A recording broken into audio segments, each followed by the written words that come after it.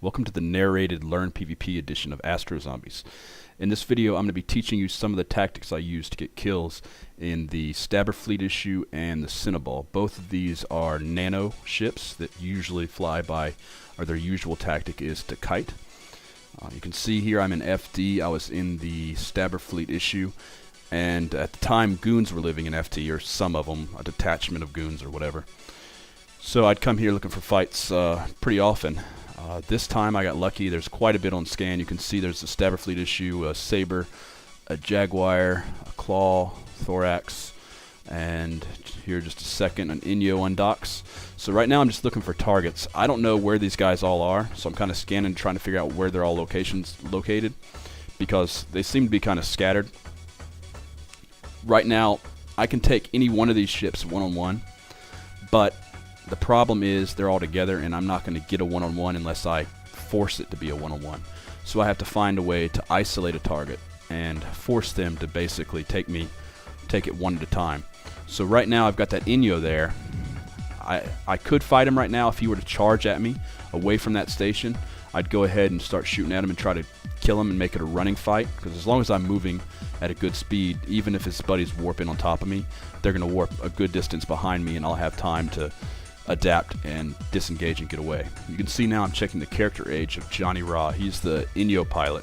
The reason I do that is because I want to see which pilots are potentially new pilots, if they're less than a few months old or even less than a year old, and I compare that to, say, I'm about to check Doc Grimes.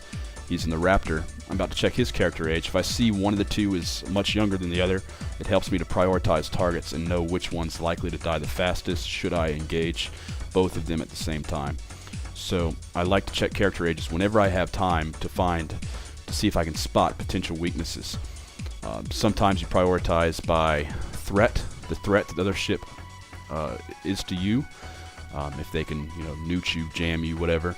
And other times you would prioritize just by killing the easiest to drop first, to reduce the amount of DPS on the field, reduce the threat, and also as a kind of psychological factor. If they see their buddies popping, it's going to make them more likely to make mistakes while you're fighting them. So a lot of times it's nice to get a quick kill at the beginning of a fight.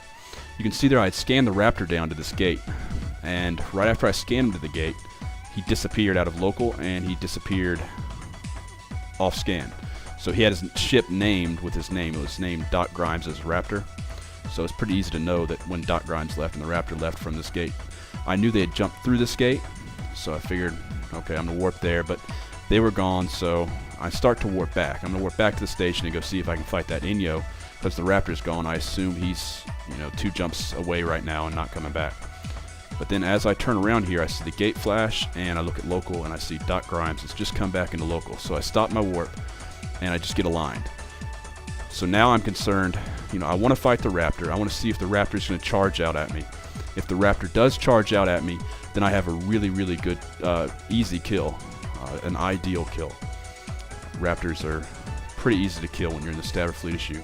So my threat here is that if more comes in, but I can pop the Raptor so fast I'm not too concerned. I'm not sure if I've done it yet, but I aligned something sideways across the gate so I don't get too far away from it. I want to stay right around 110, 120, right in there, or between 100 and 120.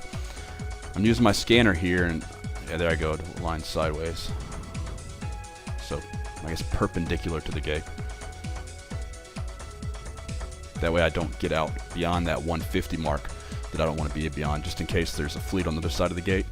I want them to have to slow boat it to me and not be able to warp. So there's the Raptor. He's uncloaked.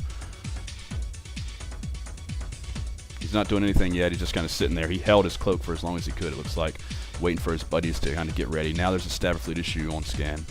The Stabber Fleet issue comes in at a tactical above the gate, and you can see the Raptor's speed just picked up. So he's charging. The SFI is a little bit too far. He can warp to me. I don't like that. And there's the Inyo that just came in right on top of me. He came in at 100, landed 20k away. So now that's a threat. If that Inyo charges and gets a scram, I'm in big trouble.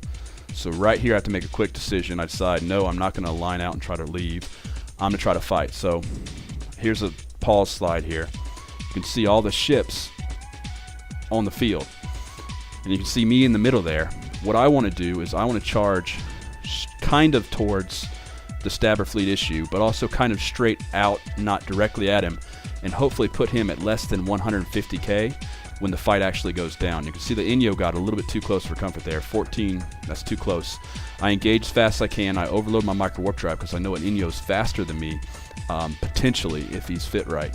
So I want to make sure I can maintain the ability to dictate range. The Raptor is easily faster than me, but he doesn't have a scram in most cases, so I'm not worried about him too much. He's just going to long point.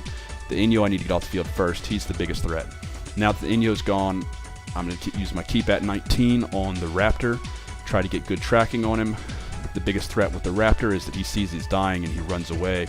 So towards the end of the fight there, I turned in on him and tried to keep him in range. A lot of times when you're engaging an interceptor, as soon as they see they're in trouble, they back off, and they're so quick that they can get out of your range really quick. So that's it. I've got an Inyo and a Raptor down pretty quick, pretty easy. I'm still like 100% shields, half burnt out micro warp drive, but that was fairly simple. So at this point, a Saber and Thorax come a little bit too late, but they come onto the field. I can take any of these ships 1v1, but all at the same time, I have to take them one at a time. I can't take them all at the same time. You can see the Saber just started charging, and he's coming fast. He's coming real fast. It's like he overloaded a cycle or something. And you see there, he kind of slowed down once he got to around 24. I should be shooting here, but I think I was preparing to get out. I was just about to warp, and I said, no. He's isolated himself enough from that Thorax that I can easily kill this Saber, because the Thorax either didn't come in time or it was too slow. Whatever the case was, he's too far to be a threat to me right now, so I can do whatever I want with this Saber and kill him as long as he doesn't scram me, which is the biggest threat. If he scrammed me, I'd still probably kill him, but the Thorax would be on me by the time I killed him, and then I would probably die. So through this whole fight, it looks like that Stabber Fleet issue kind of thought about attacking me, but he never really came in on me. I'm not sure why he never decided to actually engage. And that's it for that fight. The main thing there was prioritizing targets, trying to keep that Stabber Fleet issue out. He didn't seem to even want to come in a lot of the cases, but had he wanted to come in and if he was fit correctly, he could have been a big threat to me. That's why I tried to keep him below the warp distance, below 150 whenever possible, so that he wouldn't be able to get to me as quickly. Beyond that, I just made sure I never got scrammed, which is really, really critical. When you're flying a nano ship like this, your speed is your life. If you stop, you die, especially if you stop where people can warp to you. If you get scrammed and locked down somewhere and everybody can warp in right on top of you, you're really in bad trouble. But if you have them isolated, at least then you've got something that's going to keep you safe.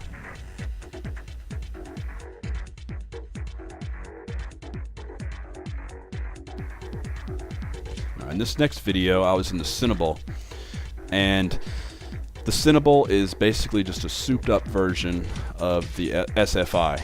It's got a newt, which is huge. It gives it a lot more flexibility, a lot more capability to get out when things go bad. And it's got more speed, more DPS. It's better in almost every way.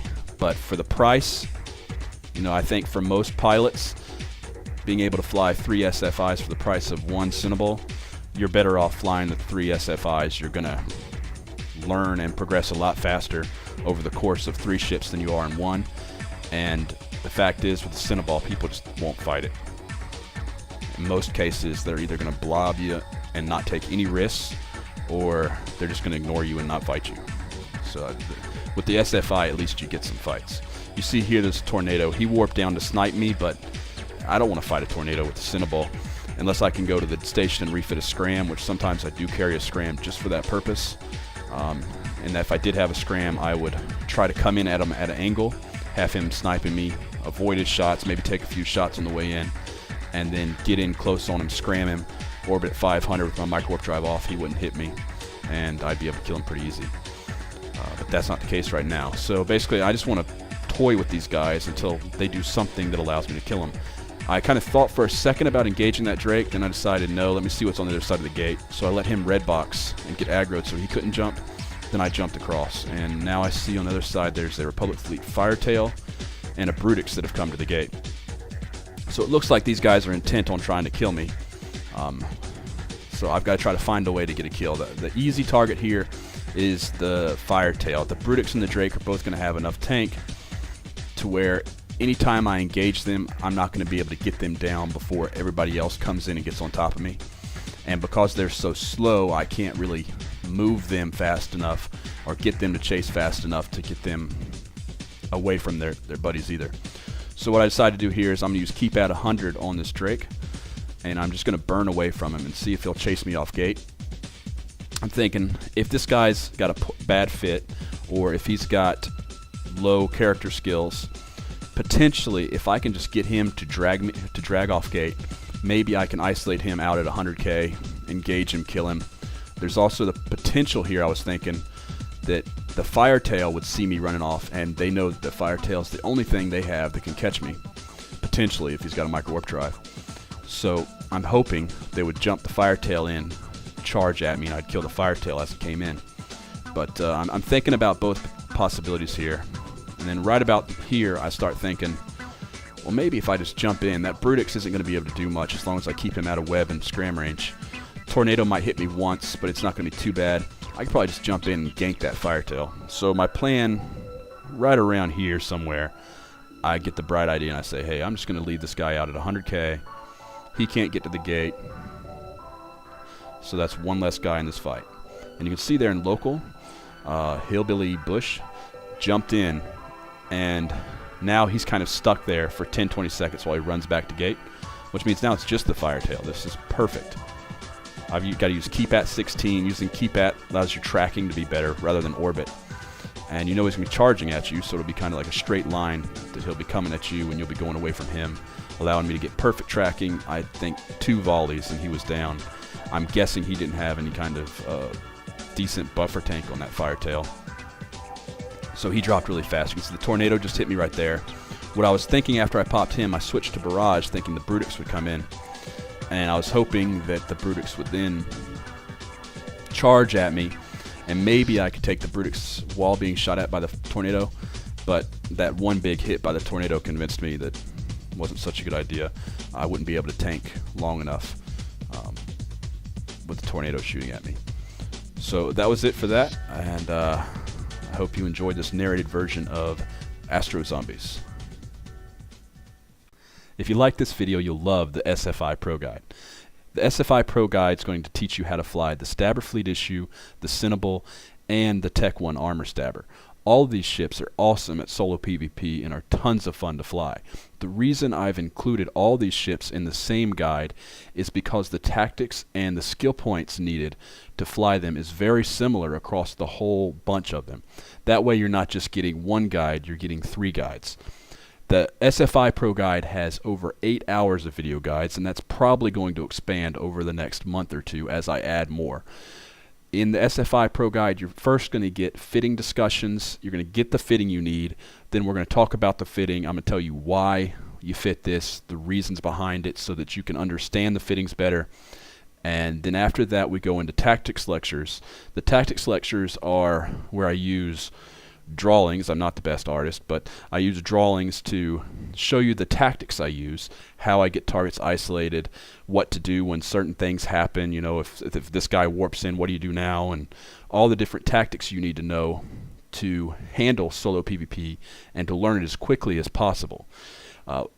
Among the 8 hours of video, guys, there's most of it, or the majority of the video guides is PvP videos like the one you just watched, where I narrate and stop the videos at certain points, talk about the different tactics, tell you why I'm doing what I'm doing, how I'm doing what I'm doing, give you kind of a ride along so you can understand at every point of the fight how I adapt to what's happening around me and what I do to make the most out of each situation. Finally, there's the tactical cheat sheets. This has been a real big hit with all of my guides. The tactical cheat sheets are spreadsheets that it's a little piece of paper that you can print out and put beside your computer that whenever you're flying the certain ship, it tells you exactly which ships you can engage, which ships never to engage, which ships are easy, which ships are hard. It also tells you how to engage those ships. What are the best tactics to use, what to look out for. It's a really good, quick reference way to know what you're doing and to not have to stop and think at a time when maybe you don't have time to stop and really analyze the situation. You just look, you know, and you execute and you get the kill. For more information about the SFI Pro Guide, go to eveproguides.com.